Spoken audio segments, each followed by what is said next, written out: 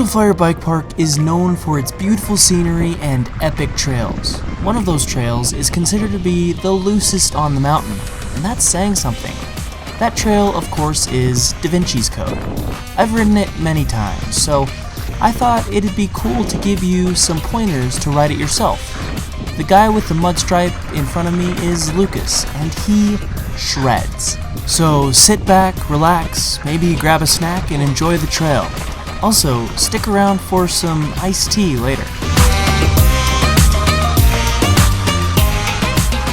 And now for Da Vinci's Code, a trail that rewards technique and disciplines laziness.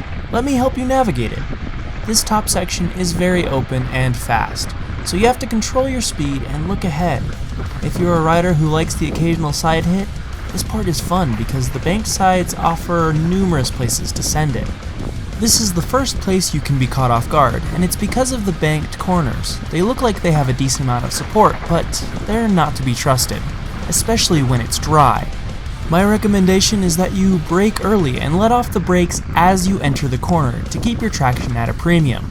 You may also have noticed that Lucas and I tend to enter the corners towards the outside of the trail. We do this to open up the turn, which means we don't have to turn as sharply in the apex, which gives us more of a chance of keeping traction.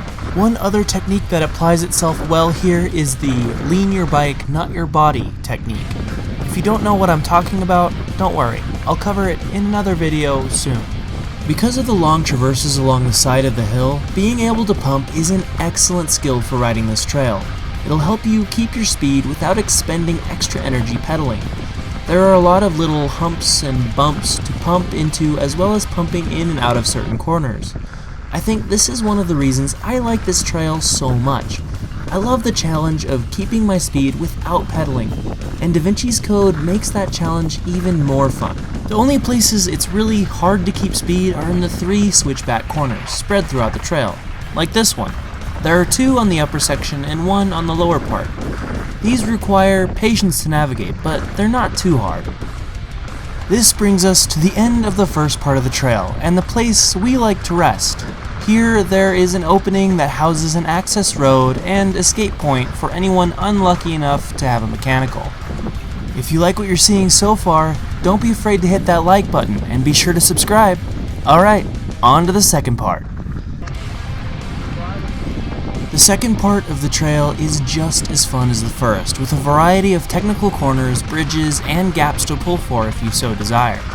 It also contains the only part of the trail that is wet consistently.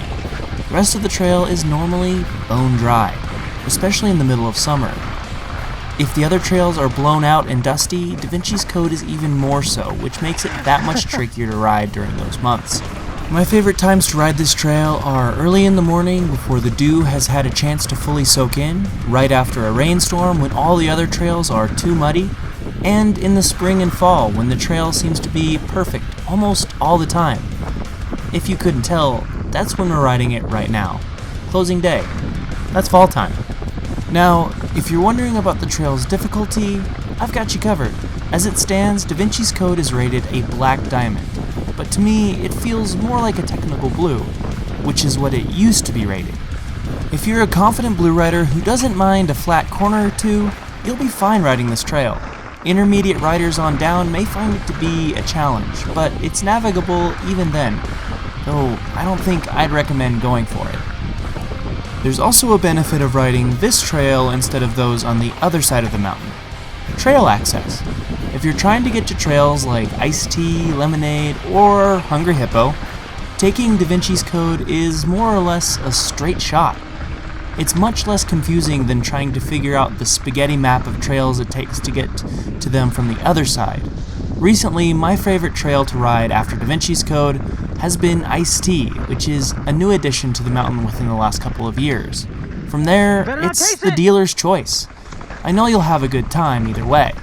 Here's a little sampling of Iced Tea while I close out this video. This time behind my friend Leo. Thanks for watching. If you enjoyed this video, please leave a like. I plan on producing many more of these, so if you have any suggestions for future videos or have an idea of how I might improve my process, don't be afraid to leave a comment. Of course, if you plan on seeing more of my videos, don't forget to subscribe. Until next time, stay safe, have fun, and shred hard.